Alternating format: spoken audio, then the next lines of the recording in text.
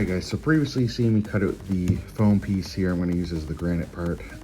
I today have cut out the, using foam core, the piece that's going to go in between to kind of give a little ledge.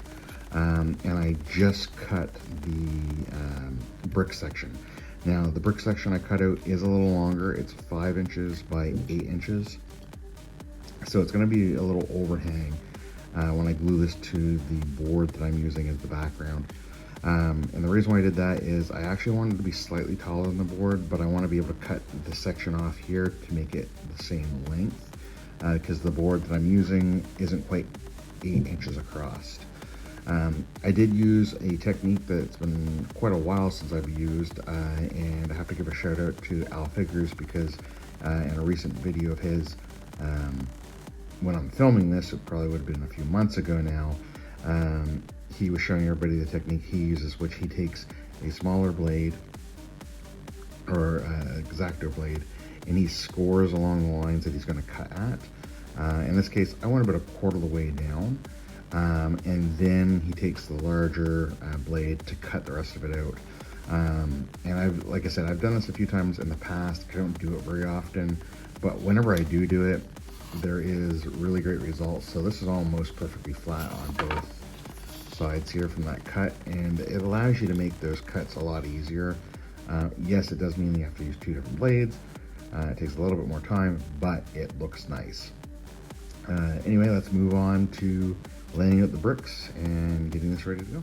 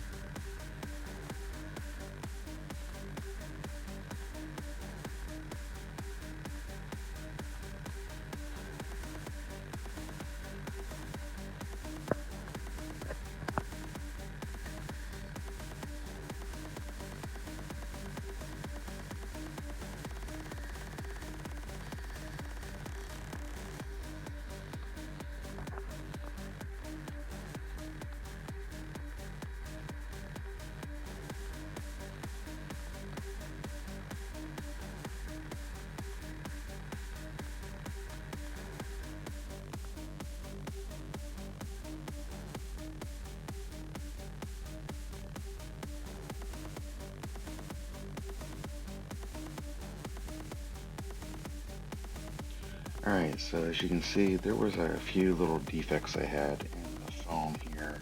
I was just make some cuts, and as you can see, I already drew out what I'm going to do. This part here, I'm probably going to curve a little bit, make a little dent in there. I did this down here to also hide in some of these other scratches that we had in here. Just make it look like cracked, it's well worn. I'm probably going to go through here as well and do some on the bricks, and basically what I'm going to do is I'm going to come through with a very sharp X-Acto knife and just cut a groove along those lines just to make it a little bit deeper, and then when I paint it, it'll really stand out. I'm also thinking I'm going to put some cork board down here on this to make the road texture.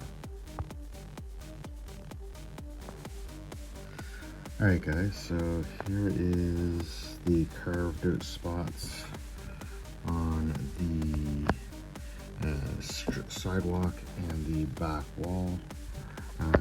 Can't stress enough the importance of having a really sharp knife to do this, otherwise it just eats up the foam.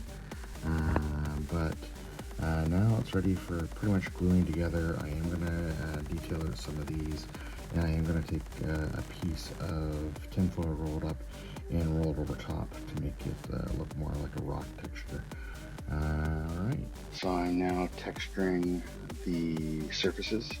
I use 2 different styles of tinfoil balls here. This is back and jagged one, which I used for the brickwork up here.